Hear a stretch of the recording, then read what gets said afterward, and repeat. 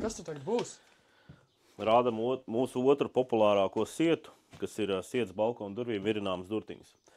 Tas no sietiem ir otrs populārākais. Ja? Viņam ir savs neatkarīgais rāmis. Vērtni, ko ļoti viegli uz ziemu var izņemt ārā no tapiņām.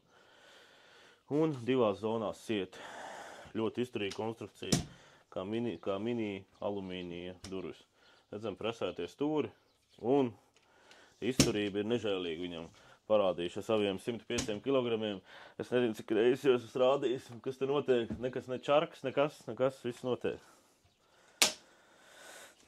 Parādam, kā viņš dzīvē izskatās. Bet tas ir maziņš, kas notiks uz lielu? Reku lielie, tikai te mums nav teras. Jā, šeit arī ir. Šeit ir caurspīdīgais siets, un te ir apakšā, ja ir dzīvnieki, bērni vai kaķi, sieta, ko nevar saplēst. Un tas princips ir tāds, ka jā, mēs pavaram vaļā, un viegli pa viņu varam iziet ārā. Tā kā vasarā visu dienu var balkonu durvis turēt vaļā, un kur ar otrām durvīm arī esam uzlikuši.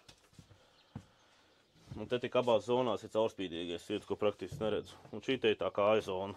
Te arī viegli atveram vaļā, un vasarā varam staigāt iekšā ārā. Ļoti ētra ģēlu. Un pirms ziemas viegli izņemt ir ārā no rāmīša, lai netraucē staigā. Tā kā šis ir mūsu otrs populārākais produkts. Un, kā redzam, šeit nav praktiski plasmas detaļu.